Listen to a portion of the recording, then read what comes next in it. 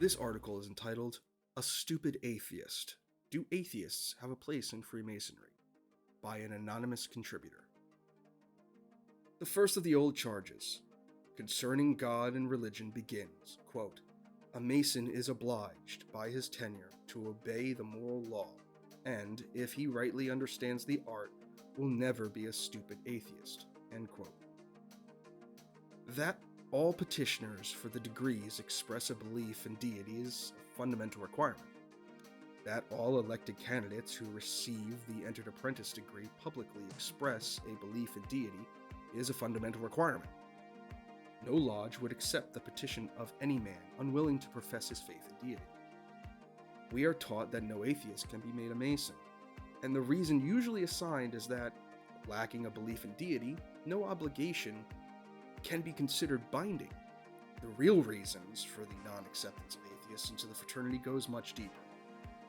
We are not entirely accurate when we say that no obligation can be binding without taking an oath. Our courts of law permitting a Quaker to affirm, instead of taking an oath, to tell the truth, inasmuch as a Quaker's religious belief does not permit him to swear. Yet, a Quaker who tells an untruth after his affirmation is subject to the penalty for perjury as the devout believer in God who first swears to tell the truth and then fails to do so. The law holds a man truthful who affirms, as well as one who swears to tell the truth. No atheist can be made a Mason, far less from the lack of binding power of the obligation taken by such a disbeliever, than from Freemasonry knowledge that an atheist can never be made a Mason in his heart. Our whole symbolism is founded on the erection of a temple to the Most High. Our teachings are of that of the fatherhood of God, the brotherhood of man founded on that fatherhood, and the immortality of the soul in a life to come. A disbeliever in all these could by no possible chance be happy or content in our organization. It is possible to spin long-winded theories about the word, draw fine distinctions, quote learned encyclopedias, and produce a fog of uncertainty as to the meaning of atheist, as hopeless as it is stupid. From Freemasonry's standpoint, an atheist is a man who does not believe in deity. This immediately brings out the far more perplexing question. The question has plagued many a Masonic scholar and thousands of men less wise. It is still a matter of perplexity to many a man who fears that the friend who asked him to sign his petition is an atheist. Quote, "What is this deity in which a man must believe?" Such an anthropomorphic God, derived from the descriptive passages in the Bible, added to by the drawings of artists and crystallized in an age of simple faith, have given such a concept to many who find it adequate. Here is where all the trouble and worry comes on the scene. Man's idea of God differs from the man, his education, his early religious training. To some, the mental picture of God is that of a commanding, venerable figure with flowing white hair and beard. The great artist Dore so pictured God in his marvelous illustrated Bible. Such a conception fits naturally in a heaven of golden streets flowing with milk and honey, white-clothed angels making heavenly music on golden harps. The wild deity judges between the good and the evil. Others conceive of deity as a bright spirit who moves through the universe with the speed of light, who is without form, because without body, yet who is all love, intelligence, mercy, and understanding.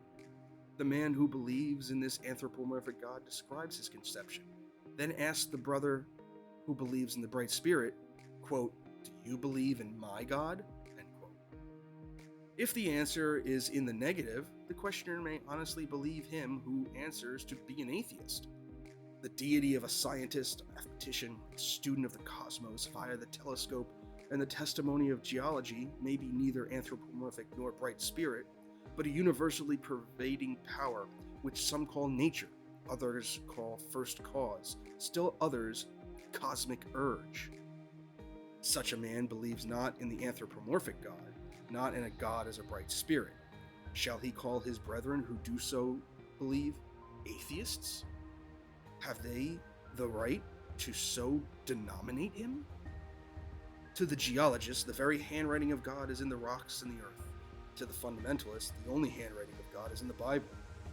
Inasmuch as the geologist does not believe in the chronology of the life of the earth set forth in the Bible, the fundamentalist may call the geologist an atheist. Per contra, the geologist, certain that God has written the story of the earth and the rocks, not in the book, may call the fundamentalist an atheist because he denies the plain testimony of science. One is right and each is wrong. Neither is an atheist because each believes in the God that satisfies him. You shall search Freemasonry from the Regis poem, our oldest document, to the most recent pronouncement of the youngest Grand Lodge. You shall read every decision, every law, every edict of every Grand Master who ever occupied the exalted East, and nowhere find a ukase that any brother who believe in the God of some other man. Nowhere in Freemasonry in England, its provinces, or the United States in its independent jurisdictions will you find any God described, catalogued, limited, in which a petitioner must express a belief before his petition may be accepted. For Masonry is very wise. She is old. Old and wisdom comes with age. She knows, as few religions and no other fraternity has ever known, of the power of the bond in which lies the conception of an unlimited God. A witty Frenchman was once asked, "Do you believe in God?" He answered, quote, "What do you mean by God? Nay, do not answer. For if you answer, you define God. A God defined is a God limited, and a limited God is no God." End quote. From Freemasonry's gentle standpoint, a God defined and limited is not the great architect of the universe. Only God unlimited by definition, God without metes and bounds, God under any name, by any conception, is the fundamental concept of the fraternity, and to believe in whom is the fundamental requirement of membership. In her Fellowcraft degree, Freemasonry teaches of the importance of logic. It is perfectly logical to say that the finite cannot comprehend the infinite, a truism as exact as to say that light and darkness cannot exist in the same place at the same time, or that sound and silence cannot be experienced at the same moment. A mind that can comprehend infinity is not finite. That which can be comprehended by a finite mind is not infinite.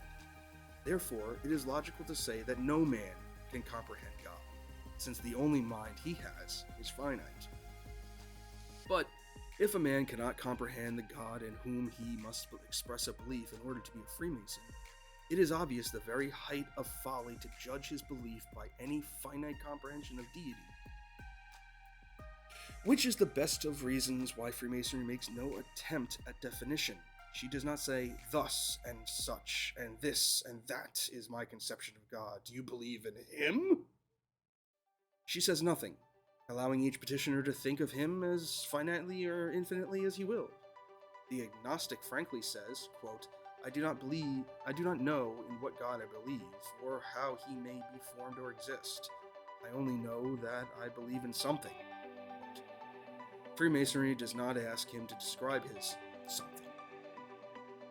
If it is to him that which may be named God, no matter how utterly different from the God of the man who hands him his petition, Freemasonry asks nothing more. He must believe. How he names his God, how he defines his or limits him, what powers he gives him, Freemasonry cares not. It is probable that the majority of those who profess atheism are mistaken in reading of their own thoughts. Atheist may be an honest man, a good husband, father, a law-abiding, charitable, upstanding citizen. If so, his whole life contradicts what his lips say. In the words of the poet, quote, he lived by the faith his lips deny, God knoweth why, end quote. Many a man has reasoned about faith, heaven, infinity, and God until his brain reeled at the impossibility of comprehending the infinite with the finite, and ending by saying in despair, I cannot believe in God. Then he has taken his wife or his child in his arms and there found happiness, completely oblivious to the most profound, as the most simple fact of all faiths and religions. Where there is love, there is also God. But Freemasonry does not go behind the spoken or written word, with a full understanding that many a man who defiantly denies the existence of God is actually not an atheist in his heart. Our order nevertheless insists upon a plain declaration of faith. There is no compromise in Freemasonry. Her requirements are neither many nor difficult, but they are strict. Having accepted the declaration, however, Freemasonry has no qualifying phrases. Quote, "Nor should any of us question a declaration." End quote. "It is not for us to let our hearts be troubled, because our petitioner's conception of deity is not ours. It is not for us to worry, because he thinks of his God in a way which would not satisfy us. Freemasonry asks only for a belief in deity unqualified, unlimited, undefined. Her sons cannot, fraternally, do less."